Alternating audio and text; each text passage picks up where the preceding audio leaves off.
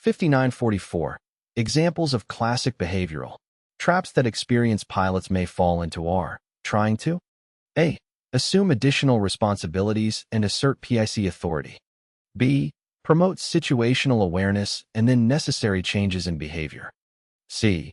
Complete a flight as planned, please passengers, meet schedules, and demonstrate the right stuff.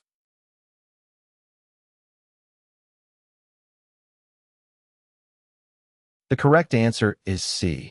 Complete a flight as planned, please passengers, meet schedules, and demonstrate the right stuff.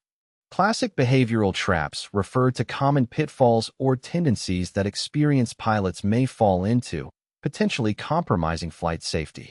In this case, the trap described is the inclination to complete a flight as planned, please passengers, meet schedules, and demonstrate the right stuff. This trap can lead to decision-making influenced by external factors rather than prioritizing safety.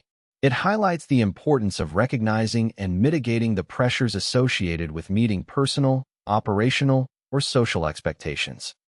5945. The basic drive for a pilot to demonstrate the right stuff can have an adverse effect on safety by A. A total disregard for any alternative course of action. B. Generating tendencies that lead to practices that are dangerous, often illegal, and may lead to a mishap. C. Imposing a realistic assessment of piloting skills under stressful conditions.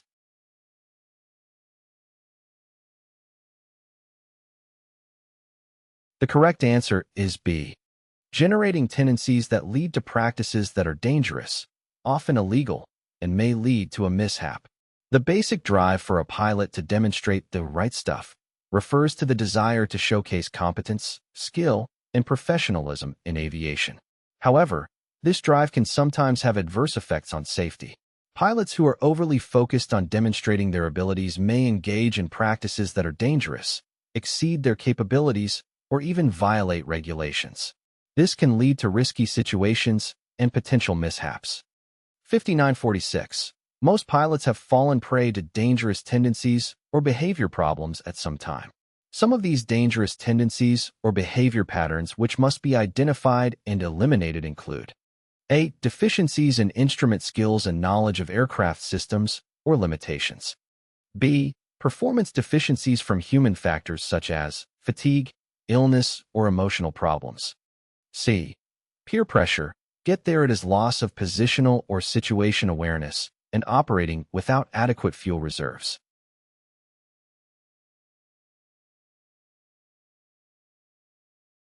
The correct answer is C.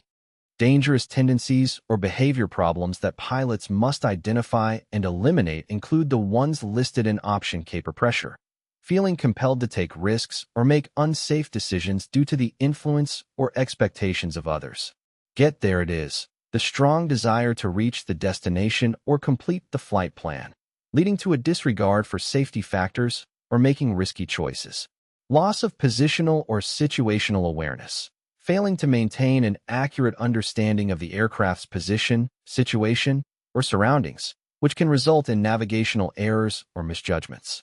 Operating without adequate fuel reserves, failing to ensure sufficient fuel on board to complete the intended flight safely, potentially leading to fuel exhaustion or emergency situations. 5947.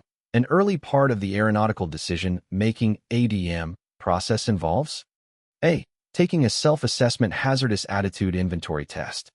B. Understanding the drive to have the right stuff. C. Obtaining proper flight instruction and experience dung training.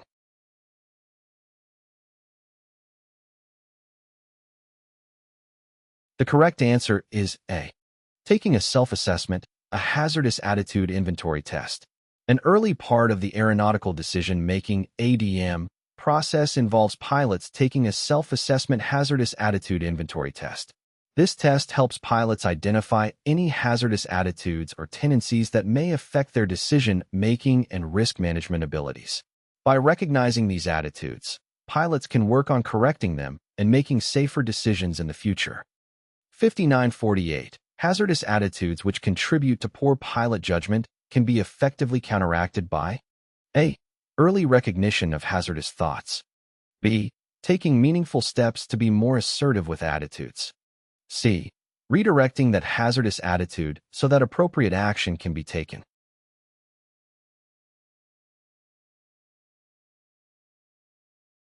The correct answer is C. Hazardous attitudes can indeed contribute to poor pilot judgment, but they can be effectively counteracted by redirecting those attitudes. Once a pilot recognizes a hazardous attitude, it is essential to consciously change or redirect that attitude toward a more appropriate and safer mindset. By doing so, the pilot can take the necessary corrective action and make better decisions.